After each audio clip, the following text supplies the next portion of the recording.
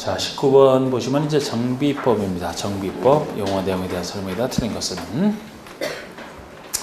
단독이나 다세대가 밀집한 지역에서 정비 기반시설과 공동이용시설 확충을 통해서 주거환경을 보존하기 위한 사업, 주거환경 개선사업에 속한다. 이게 개선사업이죠? 특수한 개선사업 두 가지 중에 하나, 달동 내 극해라 과도밀집, 그리고 요거 반쪽으로 하는 주로. 재개발이면 열악밀집, 그리고 상업지역, 공업지역에서는 도시환경 개선하는 사업은 다 들어가고, 재건축이면 양호밀집. 2번 재개발 사업에서 토지 등 소유자란, 재개발에서 토지 등 소유자란 정부에 수시한 토지 또는 건축물 소유자 또는 지상권자까지. 이건 개선사업이랑 똑같습니다. 3번의 재건축 사업에서 토지나 건축물만 소유한 자도 조합원이 될 수 있다. 재건축에서는 안 되죠? 재건축에서는 건축물 및 그 부속 토지 소유자잖아. 건축물에다 부속 토지까지 같이 있는 사람만 되기 때문에 토지 또는 건축물 소유자, 지상자 다 안 되는 게 재건축입니다. 4번 중고일 기준으로 40년까지 사용하기 위한 보수보관비가 철거 진입보다 클 것으로 예상하는 건축물은 노블연수리 될 수 있다. 노블연수리 항상 요거 비용 분석할 때 40년.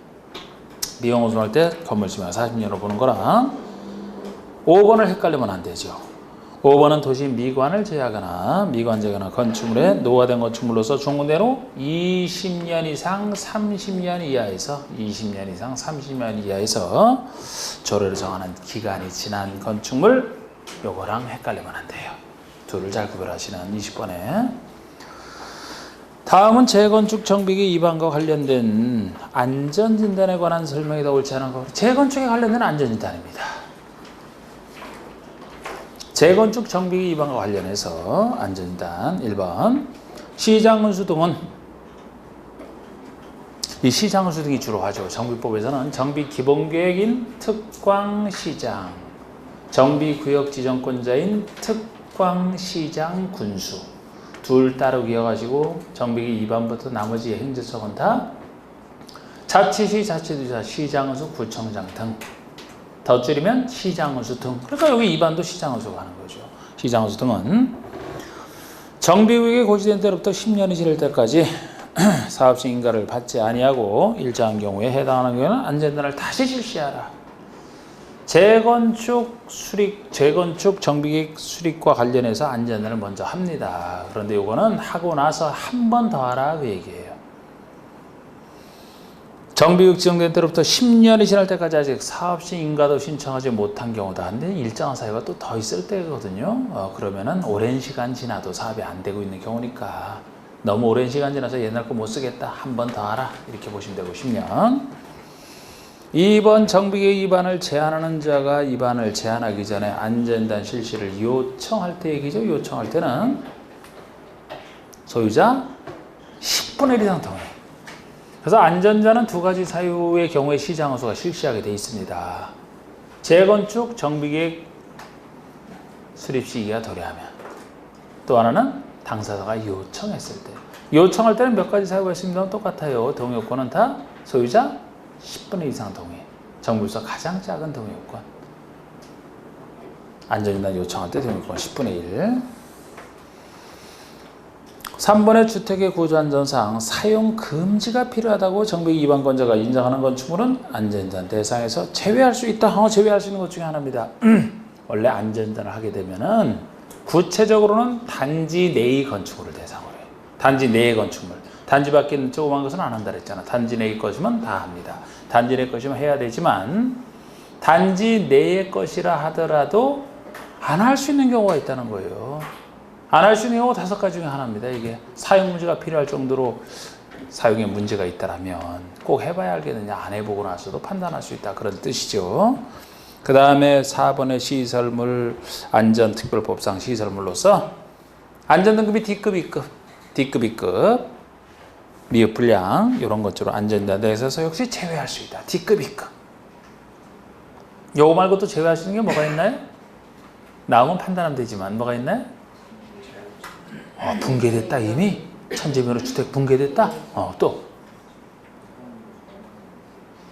노블량수를 수에 대한 기준을 이미 충족을 했다. 이미 충족을 한 경우 잔여 건축물 이미 노블량수 수에 대한 기준을 충족했으니까 나머지 건축을 해서 뭐합니까? 또 하나는 불가피하게 정비로 포함된 곳 불가피하게 정비로 포함된 곳이면 이미 불가피하게 어쩔 수 없이 포함이 됐으니까 무조건 사업을 해야 되겠네요? 할 필요 없다. 요청한 안전진단의 경우에는 안전진단에 드는 비용을 요청한 적에 부담시켜야 된다? 부담시킬 수 있다. 원래 비용은 누가 내는 거예요? 시장허수가 내는 거예요. 시장허수가. 정비계획 재건축 정비계획 위반과 관련해서 하는 것이기 때문에 의무적으로 해서 하게 돼 있잖아요. 시장허수가 내는 게 원칙이지만 요청해서 할 때는 요청한 자에게 예외적으로 부담하게 할 수 있다. 할 수 있다. 21번 다음은 정비 예정구역에서 그리고 20번에서도 그 얘기는 있죠. 여러분 주의하실 것 중에 만약에 시장원수가 뭐 안전진단 결과에 여러 가지 종합적으로 다 판단해서 재건축을 위반하기로 결정을 했어요. 최종 결정 시장원수가 하잖아. 결정했으면 이 결정이 타당한지 아닌지를 검증받기 위해서 바로 윗사람인 시도지사에게 보고를 해야 돼요. 그러면 시도지사가 통제 들어가죠, 그죠? 딱 살펴봐서 시장허수 결정이 문제가 있다 판단하더라도 본인이 직접 해제해서는 안 된다. 해제를 요청할 수 있다. 요청할 수 있다. 요청할 수 있다. 시장허수가 결정했으면 시장허수가 그거를 이제 취소를 하더라도 해야 되기 때문에 시장허수에게 위반권자에게 요청할 수 있답니다. 취소 등 해제 등. 자, 21번의 다음은 정비 예정구역에서 행위 제한 등에 대한 내용이 다 옳지 않은 거. 정비 예정구역에서 행위 제한이에요. 이거는 보통 정비사업을 잘 하기 위해서 정비구역으로 지정된 상태에서 개발행위 허가를 통해서 통제하는 것이 이것이 개발법상 개발행위랑 비슷한 정비법상 개발행위가 되는 것은 정비구역을 전제로 합니다. 그럼 정비구역 지정 전에는 원래 통제할 필요 없는데 통제할 필요가 있어 특히 투기를 막을 필요가 있을 때만 예외적으로 통제할 수 있어서 정비구역에서 수많은 개발행위 허가 대상 중에서도 여기서 통제하는 것은 특히 투기랑 관련된 두 가지 행위. 투기랑 관련된 두 가지 행위는 직접 소유자 수를 직접 늘리는 거. 그 두 가지만 통제할 수 있는 거. 정비구역과 차이점. 1번 비경제적인 건축행위 및 투기 수의 유입 방지를 위해서 이런 목적으로 국장 등이 제한할 수 있는 2번 행위가 제한되는 지역은 기본계획을 공람 중인 정비 예정구역 또는 정비계획을 수립 중인 곳이니까 정비계획 수립하고 나서 구역 지정하잖아요. 그러니까 둘 다 구역 지정 전이 된단 말이에요. 세 번째 보시면 3년 내 기간을 정하여 제한할 수 있다. 3년 내에서만 제한할 수 있다. 1회 하나 1년 연장 가능하지만 4번의 제한행위는 건축의 건축과 토지의 형질 변경이 아니고 토지의 분할이죠. 단독주택 부셔버리고 공동주택 지어서 소유자 수 늘리는 건축물의 건축. 아니면 그냥 급만 쫙 커서 늘리는 토지의 분할. 이 두 가지가 대표적인 투기랑 관련된 행위 두 가지잖아. 두 가지만 통제합니다. 행위가 제한된 지역에서 제한된 행위를 하려는 자는 시장허수 등의 허가, 시장허수 허가를 받는 게 두 가지가 되는 거예요. 22번 정비법에서 조합설립 추진위원회 조합 설립에 관한 내용이 다 옳지 않은 거. 조합 설립 추진위원회 1번 추진위원회는 조합 설립인가를 받은 후 설립 등기를 신청하기 전에 조합 설립을 해야 창립총회 개최하라. 창립총회 개최 시기는 설립인가 받은 후가 아니죠. 설립인가 신청 전이고 그 대신 설립인가에 대한 동의는 받고 나서 그래서 설립인가 동의를 받은 후 설립인가 신청하기 전에 개최하는 거예요. 설립인가 동의를 받은 후 설립인가 신청 전에 개최하는 겁니다. 그 사이에 여기는 인가 신청 후 등기 전이란 아니죠. 설립인가 동의를 받은 후 설립인가 신청 전에 창립총회를 개최하는 겁니다. 2번 추진위원회를 설립하려면 운영규정과 추진위원장을 포함한 5인 이상의 추진위원회에 대해서 5명의 추진위원장을 포함한 5인 이상의 추진위원회에 대해서 동의는 토지사 과반수 동의. 준비단체니까 과반수로 충분하다. 그리고 시장허수 승인 얻으면 되는 거죠. 정비법인가 시장허수 승인. 3번에 추진하는 정비사업 전문관리업자 선정, 계략적인 시행계획서 작성 등 조합 설립에 추진하는 업무를 수행할 수 있다. 여러 가지 준비 업무. 계략적인 시행계획서라서 계략적인 시행계획서. 계략적인이 빠지면 시행계획서나 관리처분계획 시행자 밑에 나오는 계획은 시행자가 만드는 계획, 조합이라면 조합이 만들 계획 아닙니까? 시공자 선정인 것도 조합의 업무고 추진의 업무랑 구별하시는 맞게 돼 있어요. 4번에 재개발 사업의 추진과 조합을 설립하고자 한다. 그러면 이건 조합 설립할 때 설립인가 동의 요건이죠. 유명한 정비법에서 조합이면 두 조합이 있잖아요. 재개발, 재건축. 재개발이 원칙, 재건축이 예외. 그럼 여기는 재개발 조합 설립인가 신청할 때 동의 요건은 4321 동의. 여기서 토지동 소유자부터 먼저 나오죠. 토지동 소유자 4분의 3 면적 2분의 1 431 카운트다운 동의 많이 나왔던. 그 다음에 5번에 재건축 사업의 추진과 조합을 설립하고자 하는 경우 이번엔 재건축 조합 만들 때 얘기입니다. 단지 아니네요. 단지 밖은 따로 있고 단지 아니라면 각 동별로는 구분 소유자 과반 소유. 단지 전체 구분 소유자 1건에 4분의 3 면적 4분의 3. 단지 전체에서는 4343 동별 소유자 과반수. 단지 바뀌면 4332. 4332. 4332. 4분의 3 3분의 2. 단지 바뀌면. 53번 봅시다. 정비법상 재개발사업조합의 설립을 위한 동의자 수 산정 시 다음에서 산정되는 토지동 소유자 수는 몇 명으로 계산되느냐. 자, 재개발임제 지상공사까지 다 들어가고 토지와 건물을 별개로 각각 소유하고 있다면 당연히 각각 그 소유자가 계산되겠지만 한 사람이 여러 물건 가지고 있으면 한 명으로, 하나의 물건을 여러 명이 공유해도 한 명으로, 지상권자가 있다는 얘기는 하나의 토지의 소유권자 외에 지상권자가 있다는 얘기니까 대표자 한 명으로 끝. ABC 3인이 공유한 한 필지 토지 이거는 몇 명으로 계산해야 돼요? 한 명이죠? 하나의 땅인데 토지인데 3인이 공유하니까 토지 소유자 한 명이 되는 겁니다. D, 2인이 공유한 하나의 주택이면 주택 소유자 역시 한 명이죠? 한 명. F가 소유한 한 필지 토지에 건축되어 있는 지혜주택 두 명이죠. 토지 소유자 F, 주택 소유자 G 두 명이죠. 한 필지의 나대지를 단독 소유한 H와 그 나대지에 대한 지상권자 K 한 명. 하나의 땅에 소유자 지상권자 있는 경우 한 명. 1121 다섯 명. 24번. 정비법상 관리처분의결을 작성할 때 그 주택의 공급 기준으로서 옳지 않은가. 자, 우리 관리처분계획 수립할 때 주택 공급 기준 원칙은 하나. 예외 중에서 쫙 1번 같은 세대에 속하지 아니하는 2명 이상의 1주택이나 1토지를 공유했어요. 1주택만 공급한다. 요거는 1주택만이지만 맞는 얘기라고 했죠? 공유하고 있을 때는 한 주택만 딱 주게 있으면 지분대로 그 사람들이 공유하는 사람들은 지분대로 가져가니까 이건 많이지만 맞습니다. 두 번째, 과밀역 지역에 위치하는 재건축이에요. 자, 여러분 재건축에 대한 예외, 재건축에 대한 예외. 과밀역 지역에 위치하느냐 아니냐에 따라 달라지죠. 과밀역 지역에 위치하고 있으면은 소유한 주택 수 범위 내에서 세 주택. 과밀역 지역이 아닌 곳이면 소유한 주택 수만큼 다 줄 수 있다. 그런데 뭐를 전제로 해서 투기과일지구나 조정대상 지역이 아닌 걸 전제로 해서 투기과일지구나 조정대상 지역처럼 투기를 막아야 될 곳이라면 비록 여기서 사업시행인가를 이미 신청했다 그 전제 요건이 있어야 되지만 투기를 막아야 되기 때문에 원칙으로 돌아와서 한 주택 주는 걸로 돌아가는 겁니다. 정확히 보셔야 돼. 지금 과밀지역 위치하는 곳인데요. 괄호 속에 보시니까 투기과일지구나 조정대상이 아닌 거예요. 그럼 원칙대로 소유한 주택 수 범위 내에서 세 주택까지 줄 수 있다가 맞는 겁니다. 3번에 과밀지역 위치하지 아니하는 재건축인데 괄호 속에 투기과일지구 또는 조정대상 지역에서 사업시행인가를 신청한 사업이 전제가 돼 있어요. 그렇기 때문에 요거는 소유한 주택 수만큼이 아니고 한 주택 준다 그래야 되는 겁니다. 투기과일지구 조정대상 지역이기 때문에 한 주택이 돼야 되는 거예요.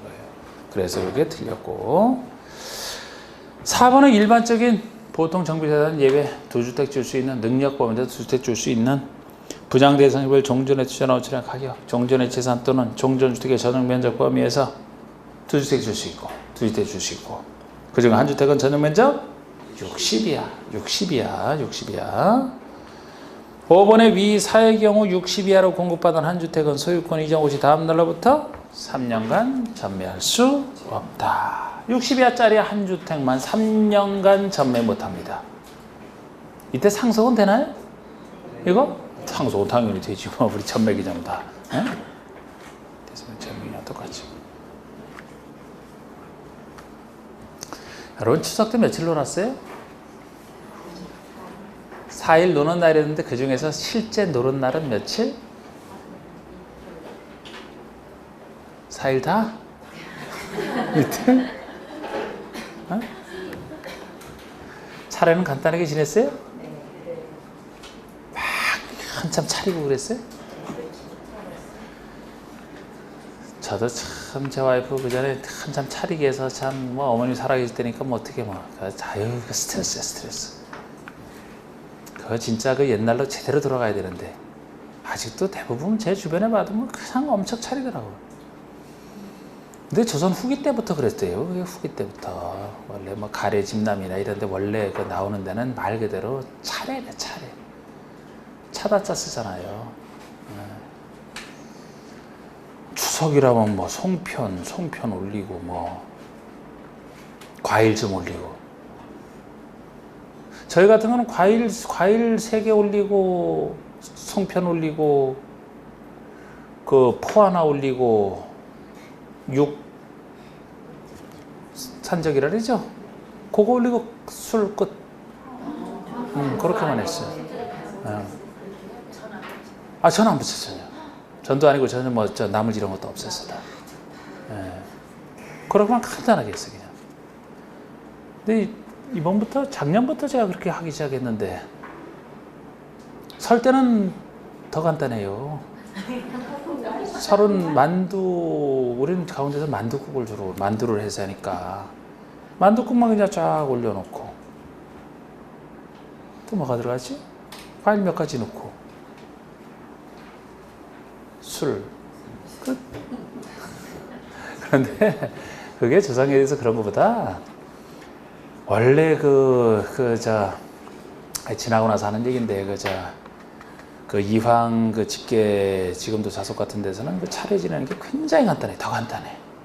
우리가 하는 것보다. 원래 그렇게 했대. 원래 기재사랑 다르다고. 근데 기재사 지내는 것도 그렇다 하더라고요. 나중에 진짜 그 명문 집안 이런 데 말고 나중에 조선시대 때 막 면천이 되면서 양반처럼 모르는 사람들이 하고자 할 때 그냥 과시욕에서 막 이것저것 차리기 시작해서 엄청나게 올라갔지. 그 종갓집에서는 지금도 여자들만 하는 것도 아니고요. 뭐 종갓집 며느리만 하는 것도 아니고 각자 간단하게 하되 나눠서 이렇게 해서 가져와서 이렇게 올려놓는다더라고. 각자 집에 가져와서. 그러니까 우리가 뭘 잘못 알고 있는 거지. 그래서 그 성균관이 요새 유학에서는 뭐 지금 최고봉 아닙니까? 성균관에서 제시한 그 설날 차례상 한번 보세요. 엄청 간단해. 그거는. 성균관에서 예시한 것이. 그게 아마 그 설날 예시상이 포 하나 그리고 과일 몇 가지 그리고 술 그게 끝일 거야 아마. 자, 아이고 명절이 서로 남자도 스트레스예요. 여자가 스트레스 받으면 남자 스트레스 안 받나? 똑같이 받지? 근데 여자가 스트레스 받는데 나는 희희낙낙하고 뭐 이거 어떻게 그러겠어 뭐 일주일 연서도 아니고. 응? 서로 스트레스 받지 말고 그냥 간단하게 하고 그냥 편하게 하고 그래야 될 것 같은데. 네. 저는 저밖에 할 사람이 없어갖고 어쩔 수 없이 추석에 놀러는 못 가지만 저는 아주 최선을 다해서 간단하게 하고 저는 어느 쪽으로 가는데. 아휴. 성편도 그전엔 직접 하느라고 힘들었는데 지금 뭐 이제 사다가 하는데 잘하더라고. 만드는 것도. 잘 맛있어. 잘해. 옛날에도 뭐 직접 만들거나 사서 하는 거나 다 사는 건 뭐 제 돈 들여서 사는 거 아닙니까? 그지? 돈도 다 정성스럽게 버는 거고. 직접의 정성이라는 말도 안 맞는 것 같고. 앞으로 할 땐 좀, 배우자라 상의를 잘해서. 명절이 즐거워야 명절이지, 스트레스 받은 거 뭐하러 있습니까, 그게. 차라리 없애는 게 낫지. 네, 지금은 그렇게 생각해. 자, 25번에 건축상 도로와 도로가 교차하는 도로 모퉁이에 다음과 같은 조건에 대지가 있다고 할 때 대지 면적은 얼마냐? 도로 모퉁이. 간단하죠, 이거? 자, 도로가 만나는 부분. 지금 뭐 90도 각도밖에 없다 그랬잖아. 90도 각도밖에. 도로가 만나는데 90도 각도에서 쫙 있다. 교차하는 도로 너비는 각각 7m, 5m예요. 7m, 5m야, 도로 너비가. 90도 각도. 대지의 가로 길이는 30m, 세로 길이는 20m. 대지 면적은 얼마냐? 도로 모퉁이. 자, 여러분, 90도 각도에서만 이 계산 문제 나올 수 있다 그랬고, 90도 각도에서는 어떤 도로가 만날 때 도로 교차점으로부터 똑같은 거리를 각각의 도로 경계선에 따라 후퇴한 두 점을 연결한 선이 거주선이 된다 그랬죠? 얼마나 후퇴한지 알아야 되는데 6에서 8. 큰 도로가 만날 때만 3. 나머지는 다 2. 그러면 요건 큰 도로네요? 요게 작은 도로네? 4m에서 6m 미만이잖아. 큰 도로 만날 때면 3. 큰 도로, 작은 도로니까 나머지에 속하고 이쪽으로도 2 후퇴하고 이쪽으로도 2 후퇴한 두 점을 연결한 선이 건축선. 요 부분이 대지에서 제외된다. 요 면적만 구하면 되잖아요. 요 면적만. 그럼 사각형 중에서 요 삼각형을 빼야 되니까 600 해서 정사각형의 반이니까 90도라서 계산이 쉬운 거예요. 사각형의 면적은 2는 4, 4의 반, 2. 일단은 요건 안 들렸죠? 26번. 다음 중, 자, 지금 이거는 도로 모퉁이에서 했는데 우리 또 하나 예외가 있잖아요. 서해너비 미달도로라면 다른 얘기 없어. 만약에 이쪽에 뭐 다른 뭐 선로부지 뭐 하천 이런 없어요. 그러면 한쪽으로 얼마 후퇴합니까? 도로 중심선에서부터 소유로비의 2분의 1을 후퇴한. 만약에 도로 반대쪽에 하천, 선로부지, 철도 뭐 이런 게 있다 그러면은 한쪽으로 후퇴하니까 중심선이 아니고 그쪽 도로 경계선에서부터 소유로비만큼 물러나서. 역시 건축소가 도로 사이 이 부분은 건축하지 못한다. 그래서 대지에서 제외된다. 세 번째는 다른 조건 다 갖춰진 정상적 도로에 접하고 있을 때 건축물의 정비 등을 위해서 시장노수 구청장이 지정할 수 있는 임의적 건축선이 있어요. 그거라면 도시지역에서만 4m 내에서 지정할 수 있고 임의적 규정에 따라 지정이 되면 건축과 도로 사이 건축하지 못하는 부분은 대지에서 제외되지 않고 포함이 된다. 20번에 다음 중 대수선에 대한 설명으로 옳은 거. 여러분, 대수선이면 크게 고치는 대수선이면 주로 주요구조부 증설, 해체, 수선, 변경하는 건데 이 중에서 수선 변경 앞에만 30 이상, 3개 이상 붙는 것이고 안 붙는 것이죠. 붙는 것이라면은 뭐만? 내기 보지마상, 내력벽, 기둥, 보, 지붕틀, 외벽의 마감 재료 30 이상, 3개 이상 붙는 거 수선 변경 앞에만. 증설, 해체 앞에 붙는 게 아니고요. 나머지는 숫자 안 붙습니다. 모든 수명은 다 들어가요. 그리고 특히 대수선은 만약에 대수선에도 속하면서 건축 행위 중에 증축, 개축, 재축에도 동시에 해당이 된다라면은 증축, 개축, 재축이 우선한다. 그렇지 않은 걸 전제로 한다. 옳은 거. 기둥을 2개 증설. 기지만, 내기부지만 기지만. 증설이잖아, 증설. 증설이니까 숫자 따질 필요도 없죠? 대수선이죠? 대수선인데 뒷얘기가 들어갔네. 건축면적을 증가했다. 얘기가 들어갔네. 뒷얘기 없으면 이거 대수선이겠지만 건축면적 증가행위니까 대수선이 아니고 증축이다. 이게 증축도 해당되면서 대수선인데 이게 증축이란 말이에요. 그래서 이게 맞고. 이번에 외벽의 사람들은 마감재료 내기 보지마의 마네 십자금다 증설해체. 증설해체죠? 면적에 상관없이 대수선이죠. 아니다니까 틀렸지. 증설해체잖아. 기둥을 2개 수선이네요. 수선이니까 3개 이상은 돼야 대수선이죠? 2개니까 대수선이 아니다 그래야지 이거는. 4번의 지붕틀 중 한옥의 석가래를 3개 이상 수명 가능성 대수선 아니죠? 한옥의 석가래만큼은 지붕틀에서 아예 재배잖아. 재배니까 이거 아무리 손대도 대손 자체가 아닌 거예요. 연립주택의 세대 간 경계벽을 설명하는 것은 대손이다. 자, 우리 경계벽이라면 다가구 다세대, 다가구 다세대의 경계벽 손대는 것이 대손이지 아파트 연립은 손대는 거 대손 아니다. 27번에 건축에 대한 설명 중 옳은 것은 건축허가. 자, 우리 건축허가면 건축이나 대수선할 때 용도 변경은 별도의 허가 신고 절차 있잖아요. 건축이나 대수선할 때 원칙이 허가인데 이 원칙이 허가권자라면 자치지자치도 시장은수 구청장이고 예외적 신고가 있는데 예외적 신고라면 다시 허가 대상 중에서 이제 일부 신고 대상 따로 따지는 건데 지금 신고 대상 부른 건 아니죠, 그죠? 여기서 이제 대형 건축물 예외 있잖아. 건축 허가 중에서도 대형 건축물 21층 이상, 10만 이상 증축할 때는 기준에서 30% 이상 증축해서 그렇게 될 때고 공장 창고는 제외지만 그런 대형 건축물을 특별시 광역시에서 지을 때는 구청장이 아니고 특별시장 광역시장이 허가되는 이런 대형 건축을 도에서 지으면 도지사는 허가권자 아니죠? 시장 한수가 허가를 내되 도지사 승인을 받는다. 그리고 도지사 승인 대상에서는 뭐 자연환경보호, 주거환경보호 두 가지 특징이 다 있다. 이런 틀을. 그럼 1번의 허가권자는 원칙상 자치시, 자치도지사, 시장 한수, 구청장. 이 원칙적 허가권자가 건축허가 신고, 용도변경 허가 신고 뒤에 뭐 대부분 다 들어가요. 대부분 다. 건축부에 나오는 행정청은 개별적인 허가라 자치자치도 시장에서 구청장이 대부분입니다.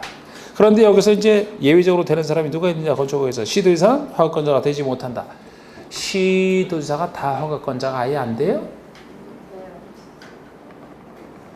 도지사가 안 되는 경우가 있지. 시에서 시도에서 시라면 특별시장 광역시장 들어가죠. 특별시장 광역시장은 허가권자가 되는 경우 있네.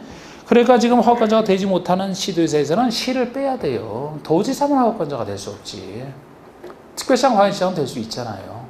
그래서 여기서 시도지사를 다 빼는 게 아니고 시만 빼줘야 돼. 이번에 공장의 건축을 허가받은 자가 허가를 받은 때로부터 2년 내에 공사에 착수를 안 하면 허가를 취소해야 된다.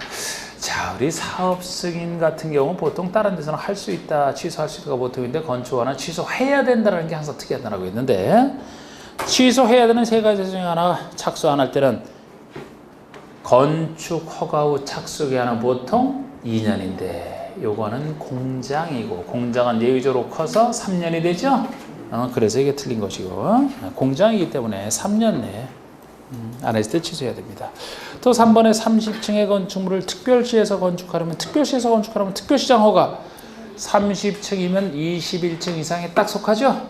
그러니까 특별시니까 특별시장 허가 맞는 겁니다. 4번에 연면적기가 10만 이상인 공장이나 창고를 광역시에서 건축하려면 광역시장 허가 공장이나 창고라서 아니에요. 공장이나 창고는 제외되기 때문에 광역시장이 아니고 구청장 허가가 되겠지. 광역시들은 구청장 허가가 되겠지. 원칙으로 돌아가서 공장 창고라서 그렇습니다. 구청장. 5번에 착공신고 전에 경매나 공매 등으로 건축주가 대지소유권을 상실한 때로부터 1년이 경과한 이후 착수가 불가능하다고 판단되는 경우 허가를 취소해야 된다. 자, 취소 사유 중에 또 하나. 그런데 이거는 6개월짜리죠. 착공신고 전에 대지소유권을 잃어가지고 착공을 못한다 했을 때 6개월 정도 주고 그때까지 착수가 불가능하면 취소를 하라. 6개월짜리입니다. 유명한 6개월짜리. 28번. 다음은 건축상 대지도로 관계 규정에서 도로가 될 수 없는 것. 자, 우리 대지도로 관계가 대지도로에 2m 이상 접해된다. 거기서 나오는 얘기인데 도로 개념. 도로가 될 수 없는 것. 도로는 보행과 자동차 등이 둘 다 가능한 여러 가지 도로 예정도까지 다 포함하는 도로죠. 거기다 예로서 차량 통행은 불가능하지만 보행은 가능한 그런 3m 이상짜리 도로도 있고 막다른 도로 예외도 있고. 그러나 어떤 것은 도로가 안 된다 했어요? 보행이 불가능한. 최소 보행은 가능해야 돼. 그래서 자동차 전용도로처럼 보행은 불가능하지만 자동차만 다닐 수 있다? 거기에 접어봤자 소용없습니다. 그건 아니에요. 도로 개념이에요. 지금 차량 통행이 불가능하나 보행은 가능하대요. 이게 계단식 도로라고 했잖아요. 너비 3m짜리. 그럼 3m 이상에 딱 속하죠? 도로. 길이 10m 이상 35m 미만의 막다른 도로로서 너비가 3m 이상의 도로. 자, 우리 막다른 도로는 통과도로에 대한 예로서 막다른 도로 길이에 따라 요구되는 폭이 달라지죠? 10, 30으로 끊어서 10m 미만, 10에서 35 사이, 35 이상에서 2, 3은 6이니까 이건 10에서 35 사이죠? 그러니까 2, 3은 6에 3이 되지. 3m 이상 돼. 네, 맞습니다.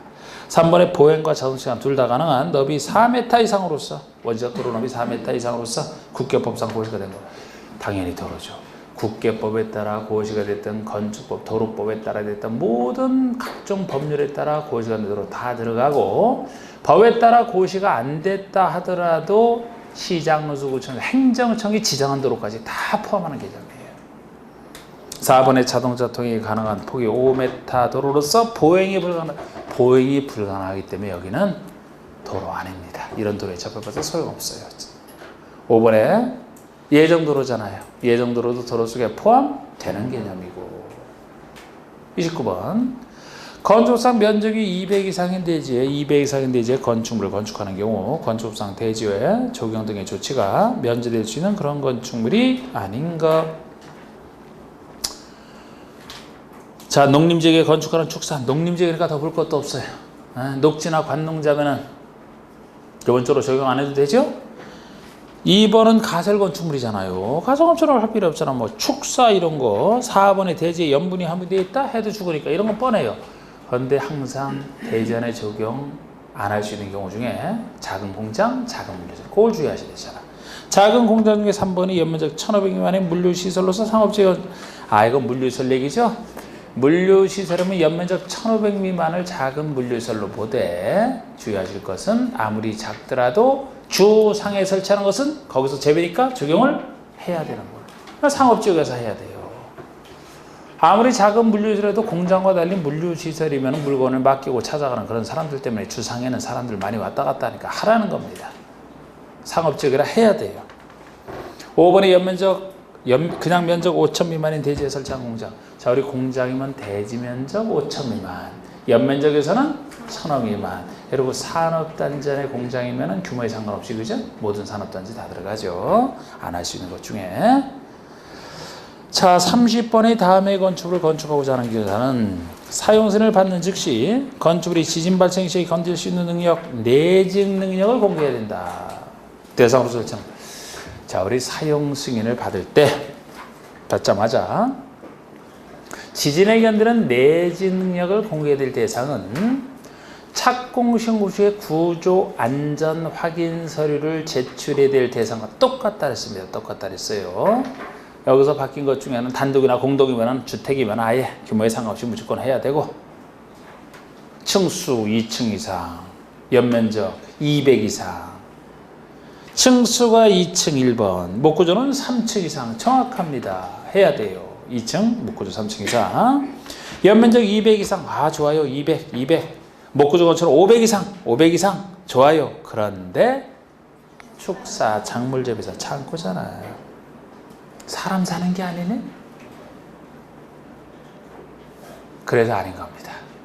숫자가 틀린 게 아니고 내용이. 그리고 기둥과 기둥 사이 거리가 10m 이상, 건축의 높이만 달 때는 13m 이상, 첨어 높이는 9m 이상. 옛날부터 변화가 없던 것들이고. 그런데 1, 2, 3, 4번이 다 나오더라도 여러분 혹시 표준 설계도서에 따라 건축한다 그런 얘기 나오면 할 필요 없죠? 이미 지역마다 있는 표준 설계도에 따라 할 때는 안전성이 이미 입증이 됐기 때문에 그때는 다 아닌 겁니다. 31번 건조산 빈집 정비에 대한 설명이다. 옳지 않은 거. 빈집 정비. 빈집이라. 시장 건축부선장이 거주 사용 여부를 확인한 때로부터 1년 이상 아무도 거주하지 않거나 사용하지 않는 건축으로서 1년 이상 안 사는 1년 중에 하나. 2번의 시장 건축부선장은 빈집 소유자에게 철거 등 필요한 처를 명할 수 있다. 이 경우 빈집 소유자는 특별한 사유가 없으면 60일 내 조치를 이행하라. 철거하는 의무를 60일 내 하라. 빨리 하라 그랬어요. 빨리. 이때 안 하면 이제 3번처럼 시장 건축부선장은 빈집 소유자가 특별한 사유 없이 철거 문의에 따르지 아니하면 직권으로 그 빈집을 철거할 수 있으려고. 4번 빈집 소유자 소재를 알 수 없다. 아주 적게 찾습니다. 그럼 철거 명령과 불이행 시 직권으로 철거한다는 내용을 일괄 신문에 1회 이상 한 번만 공부하면 되고요. 공부한 때부터 60일 내 빈집 소유자가 철거를 안 하면 역시 60일 직권으로 철거할 수 있습니다. 5번에 철거할 때 정당한 보상비를 빈집세에 지급해야만 돼요. 정당한 보상비를. 근데 정당한 보상비 시가가 아니고 감정가액. 원래 정당한 보상비는 시가가 원래는 맞아요. 건축부에서 그렇게 씁니다. 그런데 빈집에서만큼 시가 없다 그래서 시가가 없어서 그래요. 감정가액으로, 감정평가액으로. 32번 주택부산 증축형 리모델링. 증축형 리모델링에 대한 설명으로서 옳지 않은 것. 증축형 리모델링. 증축을 통한 리모델링을 하려면 원칙적으로 사용검사일 또는 사용 승인으로부터 15년이 경과된 공동주택이어야 된다. 단독주택을 리모델링하는 경우는 없고요. 주택법에서는.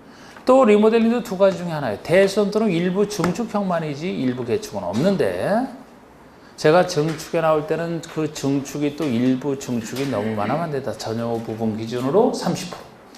대상이 85 미만이면 40%. 따르기 가지고 나머지 15죠? 그러니까 기존에 있는 거 새 건 안 되잖아. 만약에 대선을 통한 리모델링 하고 싶으면 몇 년이 지나야 됩니까? 10년.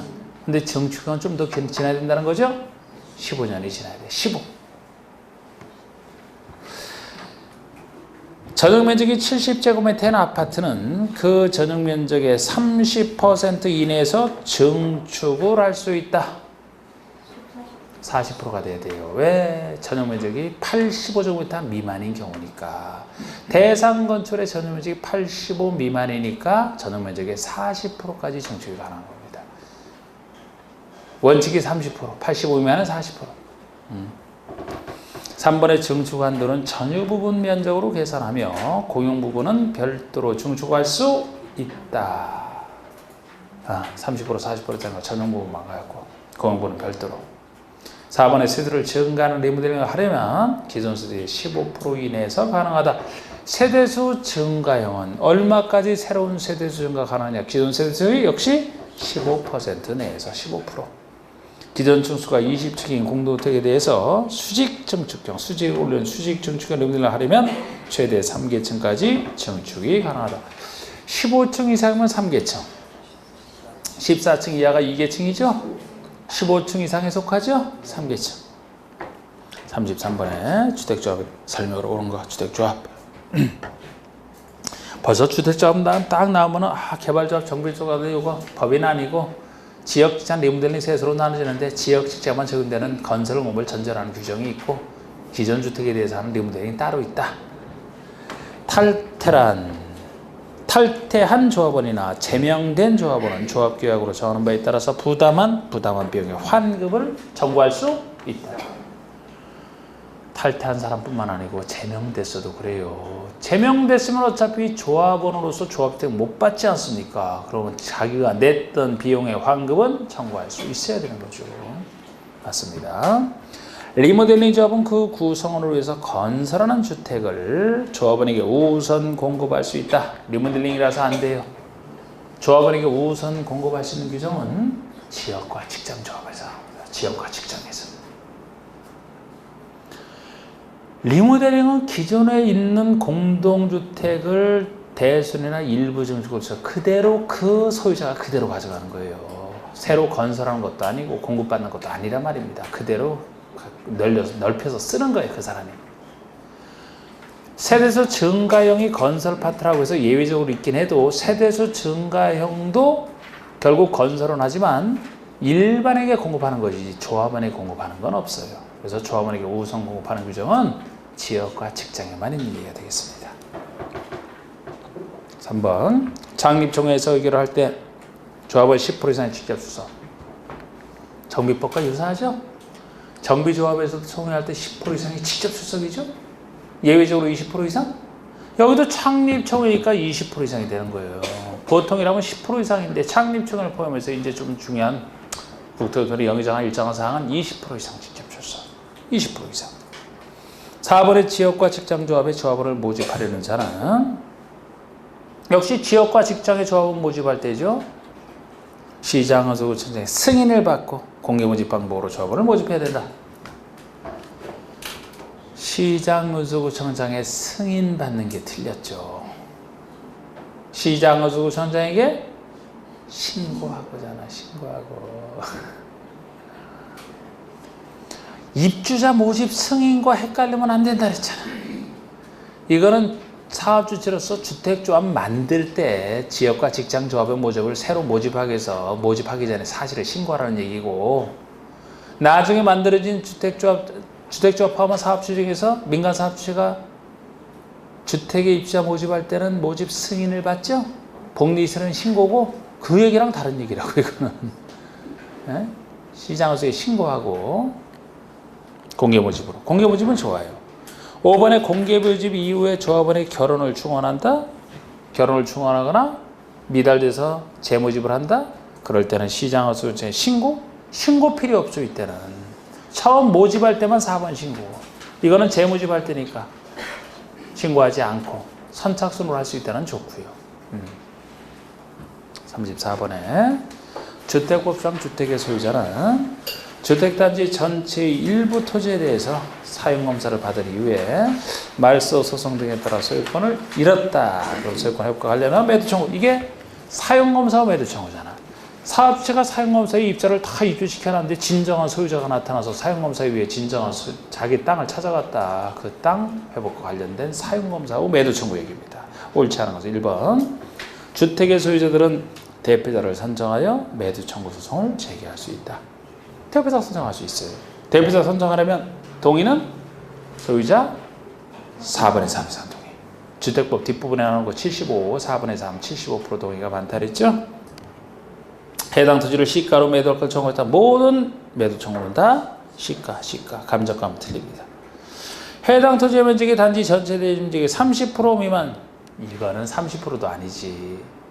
5% 미만이잖아. 5% 미만. 아주 작을 때만 5% 미만. 그래서 주택법은 요 느낌도 나중에 우리 지구단위계획이 필요한 사업으로서 80% 이상 동의를 받고 사업승인을 받았다. 사업승인 받고 나서 인정하는 매도 청구에서도 80% 이상 중에 다시 95 이상이냐 아니냐. 95 이상이면은 5% 미만 때문에 고생해서는 안 되니까 전 누구에게나 다 95 이상이 아니면 10년 장기소를 제한자기 할 수 있었죠? 그런 취지랑 비슷한 거예요. 이건 사용검사 매도 청구지만 회복해간 자의 땅이 5% 미만 작을 때만 이 작은 땅 때문에 전체 입주자가 고생해서는 안 된다는 취지가 되는 거예요. 10% 20%가 되면 달라는 대로 다 줘야 된다 했습니다. 5% 미만. 매도 청구 의사 표시는 실소유자가 소유권을 회복한 때로부터 2년 내 실소유자가 성달돼야 된다. 이건 맞아요. 주택법이잖아요. 135 아닌 거 2년이잖아. 매도 청구 의사 표시는 2년 내 성달돼야 된다. 앞이 틀렸습니다. 4번의 매도 청구에 대한 소송에 대한 판결은 주택 소유자 전체에 대해서 효력이 있다 그랬고 전체 효력이 있고 5번의 주택 소유자들은 매도 청구로 해서 발생한 비용의 전부를 사업주체에게 구상할 수 있어야 되고 전부를 구상할 수 있어야 되고 35번 주택법에 따라 주택건설 사업을 하려는 자는 사업승인을 받아야 된다. 사업승인 얘기입니다. 사업승인을 받아야 될 대상으로서 틀리게 작정한 것. 자, 우리 사업승인 대상이면 대지는 만 이상 간단한데 우리 주택건설 사업이다 그러면 단독은 30% 이상, 공동은 30세대 이상. 예외로서 50호 두 가지, 50세대 두 가지. 한옥과 공공택지를 일단해치로 공급받아 건설한 단독주택이 50, 이게 한옥설치 장려. 공공택지 공급을 쉽게 하기 위해서 이 두 가지 경우는 50호 이상 지을 때부터 사업 승인을 받으면 돼요. 이게 두 가지 혜택입니다. 50호 이상. 이번에 아파트면 공동이네요. 공동이라면 원칙 30세 이상. 예외 아니잖아요. 이거. 30대 이상. 공동에서 얘는 단지형 연립, 단지형 다세대와 달동 내에서 반쪽 자리를 할 때 공동주택 두 가지밖에 없잖아요. 3번에 세대를 증가하는 리모델링 경우 30대. 리모델링은 건설이 아닙니다. 그래서 보통은 사업 승인이 아니고 사업 승인은 건설 절차에 나오는 얘기잖아. 리모델링 허가를 간단하게 받아서 하는 건데 세대수 증가하는 부분만 건설 파트고 따라서 이것도 예외 아니니까 세대수 증가하는 부분만 30세대 이상이면 그 부분에서 사업 승인 받는 거예요. 그렇지 않은 나머지는 다 리모델링 허가에 불과하고 그 다음에 도시형 중에 원룸형 주택이 50세대 이상 원룸형은 30세대 이상이 사업승인 대상입니다. 이게 50세대 이상이 되는 도시형 사활주택은 일정 요건을 갖춘 전용 면적 30 이상은 되고 진입터를 보고 6m 이상은 되는 단지형 연립, 단지형 다세대가 돼요. 도시형을 주로 혜택 주지만 도시형 중에서도 원룸형은 그전부터 인기가 있었고 단지형 연립, 단지형 다세대가 인기가 없었기 때문에 단지형 연립, 단지형 다세대의 활성화를 위해서 50세대 이상부터 혜택 준다라고 했다. 그래서 이건 원룸형이기 때문에 그대로 30대 이상이 되는 겁니다. 5번에 주거환경에서 요 달동 내 곳도수로 반쪽짜리를 할 때 거기서 짓는 공동주택이 50세대 이상이 들어가고요. 36번이 주택법 규정이나 주택건설 사업의 시행 절차에 관한 설명이다. 그런 거 사업 시행 절차. 그럼 이제 사업 시행 절차 흐름이 쫙 펼친 상태에서 1번 사업 승인 얻은 사업 주체는 승인 얻은 때로부터 3년 내 공사를 시작하라. 자, 우리 135 중에 제일 큰 5년짜리가 바로 사업 승인 후 착수 기한이 5년이라 그랬죠? 주택부선 대규모 사업을 하니까 사업 승인 후 착수 기한이 5년이에요. 5년 내 안 하면 승인을 취소할 수 있다 이렇게 나가는 거죠. 5년이 돼야 됩니다. 2번 공급일로 분할해야 한다. 아까 1번은 공급일로 분할하지 않고 할 때고 만약에 공급일로 분할해서 한다라면은 항상 어떻게 분양하더라도 최초로 시행하는 최초 공고와 나중에 시행하는 기타 공고로 나눠봐야 되잖아. 그리고 승인 받은 때로부터 빨리 해야 될 것은 최초 공고죠. 기타 공고는 나중에 하는 것이라. 그럼 이번에 공고별로 분할하여 사업을 하는 경우 최초 시행 후 왜 공고네요? 아, 기타 공고네. 그러면 기타 공고니까 최초 착공시로부터 5년 내가 아니고 2년. 이것도 승인받은 때가 아니에요. 최초 착공신고일이지. 승인받은 때도 하는 것이 5년을 했잖아요. 이거는 승인받은 때가 아니니까 2년이 되는 거지. 2년이 되는 거지. 최초 착공신고로부터 2년. 3번에 공고별로 분할하여 사업을 하는 경우 최초 시행 후 왜 공고 계속 기타 공고네요. 기타 공고에서 착수 기한을 지키지 않았다 하더라도 사업 승인을 취소할 수는 없다. 이게 맞습니다. 자, 공고별로 나눠서 할 때 최초 공고는 사업 승인 받은 때로부터 5년 내 착수를 해야 됩니다. 처음 시작하는 이것만 만약에 시작하기 어려운 정당한 사유가 있으면 1년 연장도 여기서만 1년 연장이 가능하고 처음 시작할 걸 안 했을 때 사업 승인을 취소할 수 있는 사유에 들어가지. 기타 공고라면 나중에 하는 것이기 때문에 기타 공고는 연장도 안 되고 1년 연장도 안 되고 안 했다라고 해서 전체가 취소되는 사유도 아니고 기타 공고랑 최초 공고는 다르잖아. 그래서 그게 맞고요. 5번에 사업주는 영위자원에 따라 감대를 지정하라. 자, 우리 주택부서는 주택만 크게 다루기 때문에 사업주체가 감대를 지정하는 게 아니고 사업 승인권자, 행정청이 처음부터 나서서 감대를 지정한다. 사업계획 승인권자가 지정하는 게 원칙입니다. 사업 승인권자. 물론 승인권자가 지정하는 게 원칙이지만 예외적으로 그렇지 않은 경우가 이제 믿어주는 공공사업 주체와 혜택을 줘야 되는 도시형. 그래서 건축상 감대를 한 도시형 생활주택과 공공사업체는 승인권자가 지정을 안 하죠. 근데 다른 얘기 없으면 승인권자가 지정이 된다 그래야 됩니다. 5번의 사업주체는 사업주체와 감리자 간의 계약에 따른 감리비를 감리자에게 직접 지급하라. 사업주체가 감리비는 내요. 그런데 감리비를 감리자에게 직접 지급하라는 게 아니고 사업 승인권자 명의로 예치를 해야 되고 그러면 승인권자가 찾아서 지급하라는 거예요. 승인권자가 찾아서 지급해야 됩니다. 찾아서는 안 써도 되고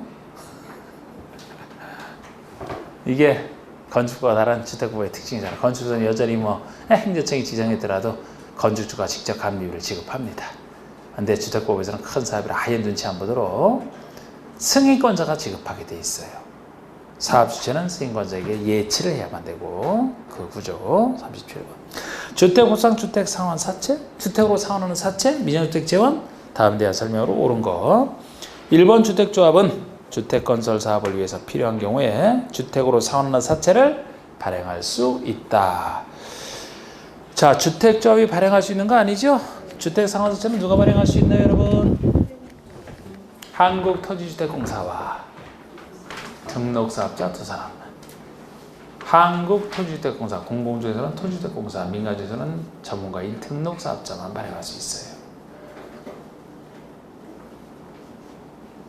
주택조합 발행 못합니다. 2번 한국토지주택공사와 등록사업자는 이 사람이 발행권자잖아. 금융기관 또는 주택도시보증공사의 보조를 받은 때 하나여 주택상환사채를 발행할 수 있다. 그런데 보증을 받아야 발행할 수 있다는 이 큰 채권의 공통점이 적용되려면 민간인이 발행할 때만이죠.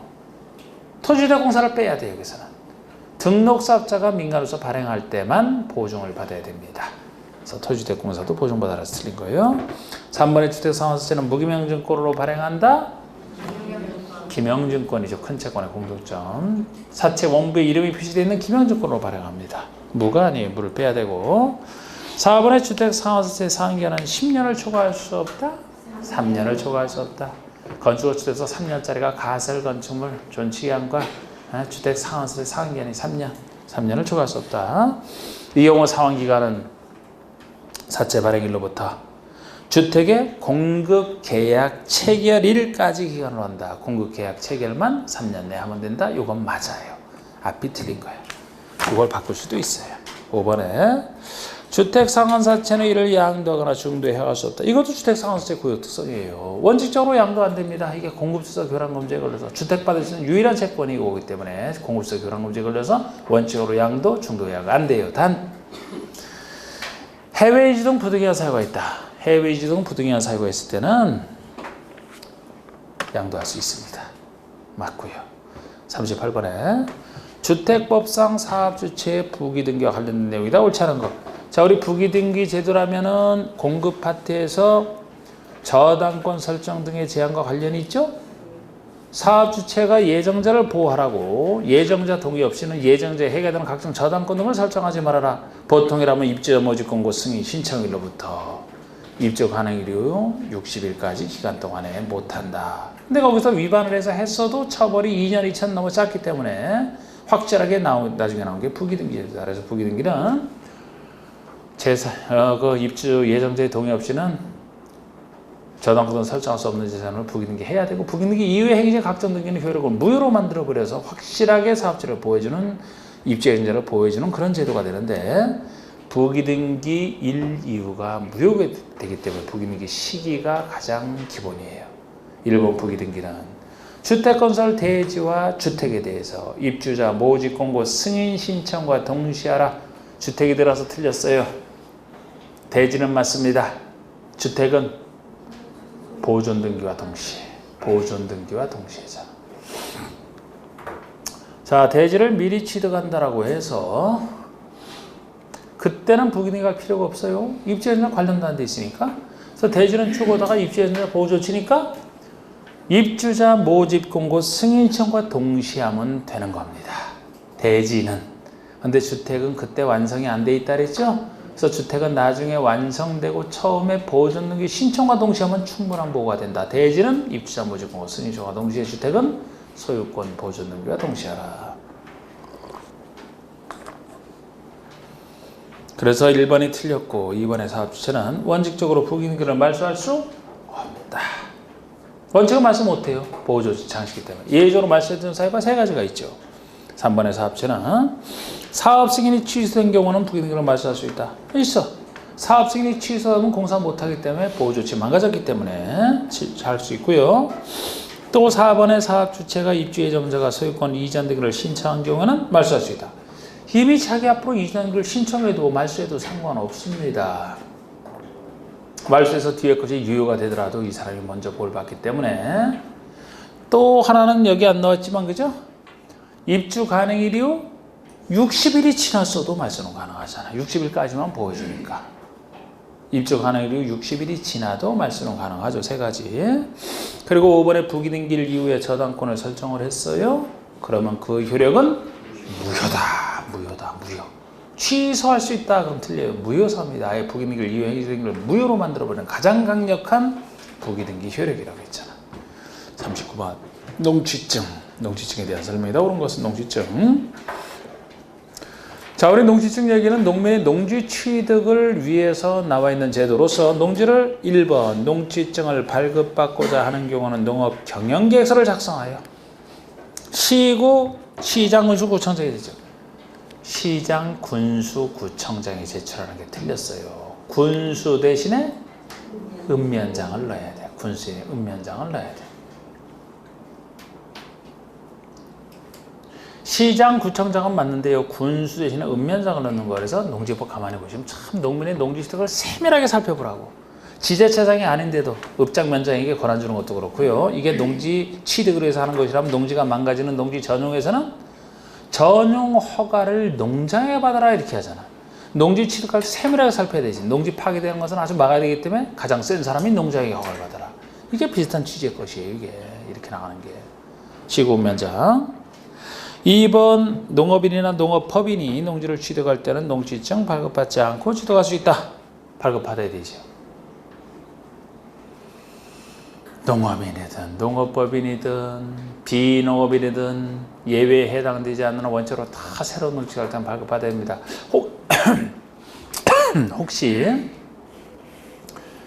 농업법인이 합병으로 취득한다. 그럴 때는 안 받는 거예요. 그건 합병이니까 안 받는 거예요. 합병의 성질상 그대로 물려받기 때문에 안 받는 것이지. 그런 얘기 없잖아요. 그럼 발급받는 거죠. 뭐 발급받아야 됩니다. 시효완성으로 농지를 취득하는 경우는 농지증 발급받지 않고 취득할 수. 이게 맞는 게 제가 원칙은 받아야 되지만 안 받는 것 중에 항상 다시 해볼까요? 우리 경영 안 해도 소유하시는 예의적 소유에 속하는 사람은 경영을 안 할 사람이라 원래 발급받지 않을 것 같은데 발급받아야 되는 특수한 경우가 있어요. 그거는 분리, 비축, 주허, 신학, 처럼이면은 발급받아야 되는 예로서 기억하셔야 되고, 그렇지 않은 나머지 예의적 소유, 국가지자체가 소유한다, 상속이라든지 이농은 자연스럽게 빠지는 것이고, 뭐 담보농지 취득이라든지 전용 협의를 완료한 거, 그러니까 예의적 소유 중에서 분리비축 주어 신학처럼이 아닌 나머지 하면은 안 받는 예로서 보시고, 추가적으로 기억할 것 중에 아까 합병, 농업법인의 합병 성격상, 상속처럼 합병 성격상, 그리고 여기 나와 있는 시효완성, 20년 농사 그 농지 그대로 받는 것이라. 또 하나가 공유농지 분할, 지분대로 공유하게 된 것을 그대로 분할한 것이라. 이 세 가지는 따로 기억하시라 했잖아. 안 받는 예로서 농업법인의 합병, 시효완성, 공유농지 분할을 안 받는 예로서. 그러면 이걸로 다 된 거예요. 4번에 전용 허가를 받은 경우는 농지증 발급받지 않고 취득하셔서 발급받아야 되잖아. 왜? 전용 허가의 허, 이게 분리비축 주허의 허 아닙니까? 전용 허가라 전용 신고 발급받아야 돼요. 협의를 안 받지. 5번 주발진 농무주, 이게 준의 주? 분리비축 주의 주죠? 발급받을 필요가 없다니까 틀렸지. 발급받아야 된다니까요. 분리가 뭐예요? 영농여건 분리농지, 경세 15% 이상 해갖고 분리농지, 비축농지, 주말체험농 허, 전용허가, 신고, 전용신고, 학교 등의 실지, 천원위반 농업부지. 40번에 농지의 타용도일성 허가나 타용도일성 신고에 대한 설명이다. 옳지 않은 거. 전용 협의, 전용 허가, 전용 신고와 다른 전용이지만 농지를 농지 외에 다른 데로 잠깐 쓰는 허가 신고 얘기입니다. 농지 복구 조건 때문에 특이하죠. 이게 옳지 않은 것입니다. 둘 다 일정 기간 사용하는 농지를 원상 복구한다는 조건으로만 가능하다. 이게 특징이에요. 그래서 원상 복구 조건이 붙기 때문에 다른 전용 관련 농지가 망가지질 않아. 그리고 시장에서 전제가 하는 것도 둘 다 똑같고요.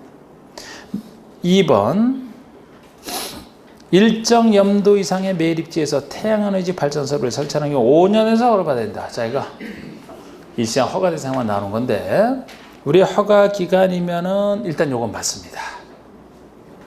간이 시설이 7년 내에서, 주 목적은 현장 사무소는 그 목적소에 필요한 기간 내에서, 토사고 광물 채굴이면 5년 내에서, 태양에너지 발전 설비도 5년 내에서, 5년 내에서 허가 받아요. 맞아요. 단 연장할 경우 5년 내에서 가능하다. 이게 틀렸지. 연장할 경우는 15년까지 가능합니다. 한 번에 3년을 넘기지 못하지만 최대 15년까지 가능해서 5년 내에서 허가, 연장할 때는 15년, 합의 최대 20년까지도 연장 포함은 할 수 있다. 이렇게 했던 게 특이한 거죠. 그래서 이거 뒤가 틀렸어요. 3번에 주 목적소에 현장 사무소로 설치하는 물건을 적치할 경우 목적소에 필요한 기간 내에서 허가, 이게 허가받을 때는 목적소에 필요한 기간이 되겠습니다. 썰매장이나 지역주장을 6개월 내로 일시사용하는 경우는 신고, 이거는 유일한 신고 대상이죠? 유일은 아니지. 신고 대상 만으로 있는 건 이거죠. 썰매장, 지역주장 3,000, 3만까지. 6개월 내로서 일시 사용 신고 대상은 다 6개월 이내입니다. 이 밖에도 신고 대상의 간이 시설이나 주공수사로 위한 시설 이런 거 6개월 내에 쓴다면 일시상 신고도 되는 거예요. 5번에 간이 시설, 농산물 간이 체류사를 허가받아 설치할 때는 7년 내에서 가능하고, 7년 내에서 가능하고, 신고하고 설치하는 경우는 6개월 내에서 가능하다. 배구 문제 풀다가 이거 풀어보니까 한결 편안하지 않았어요, 여러분? 네?